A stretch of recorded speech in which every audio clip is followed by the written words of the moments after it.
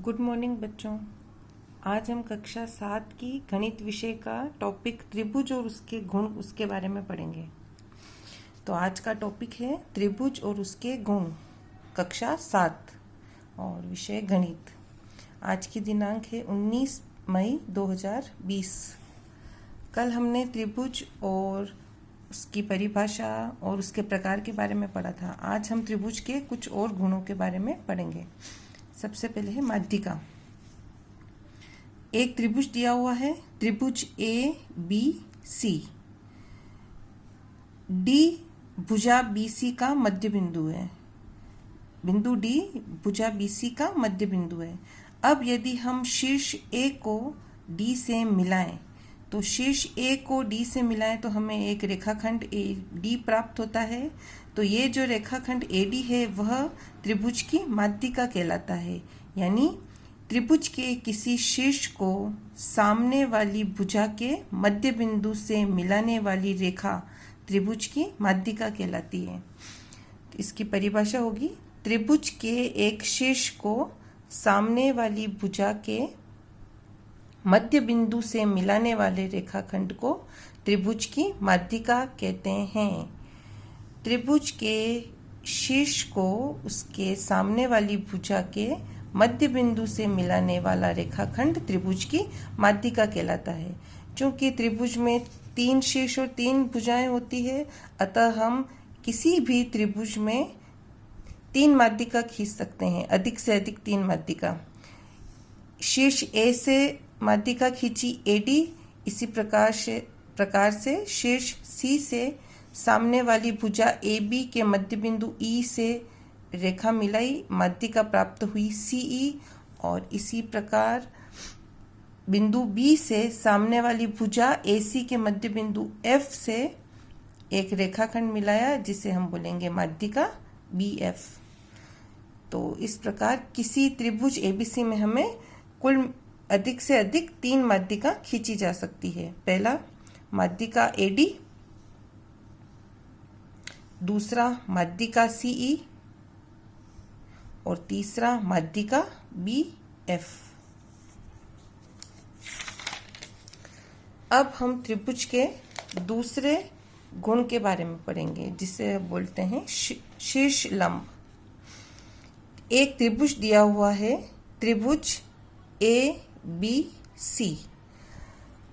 अगर हम इस त्रिभुज में शीर्ष ए से इसके सम्मुख वाली भुजा यानी सामने वाली भुजा बी सी पर एक लंब खींचें, लंब अर्थात 90 डिग्री का कोण बनाती हुई एक रेखा।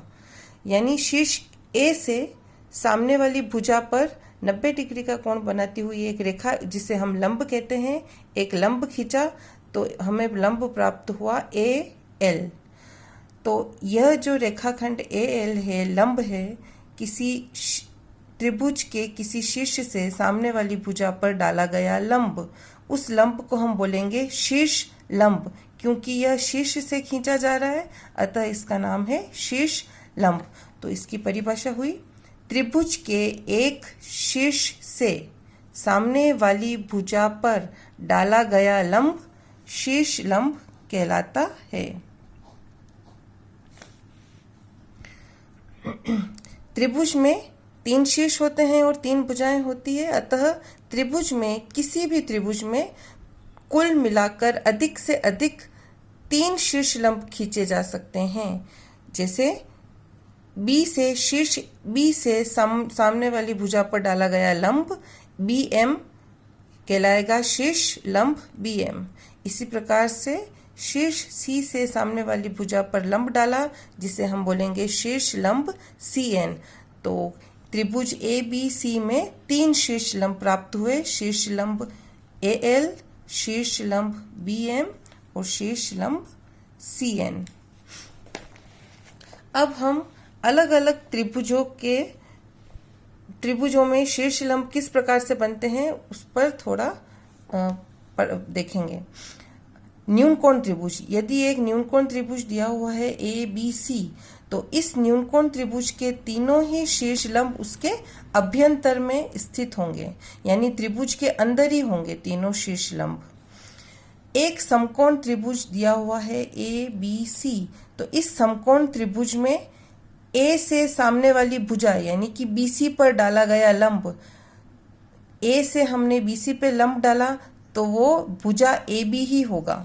भुजा ए बी ही ए से डाला गया शीर्ष लंब है। इसी प्रकार से सी से हमने ए बी पे लंब डाला तो यह सी से ए बी पे डाला गया लंब भुजा बी सी ही होगा, क्योंकि यह एक समकोण त्रिभुज है। इसी प्रकार से बी से हमने सामने वाली भुजा पर शीर्ष लंब डाला, यह शीर्ष लंब भुजा बी एन शीर्ष लंब प्राप्त हुआ। तो समकोण त्रिभुज में दो शीर्ष लंब स्वयं दोनों भुजाएं ही होती है, दोनों भुजाएं ही दोनों शीर्ष लंब कहलाती है। अब है अधिक कोण त्रिभुज। यहाँ पर ये अधिक कोण त्रिभुज दिया हुआ है ए बी सी, एक अधिक कोण त्रिभुज है। इस अधिक कोण त्रिभुज में हमने शीर्ष बी से सामने वाली भुजा पर लंब डाला तो हमें शीर्ष लंब प्राप्त हुआ बी एम। इसी प्रकार से यदि हम सी से सामने वाली भुजा, अब सामने वाली भुजा है ए बी, लेकिन इसको सी से लंब डालना है तो हम बी को ए बी को हम आगे बढ़ाएंगे।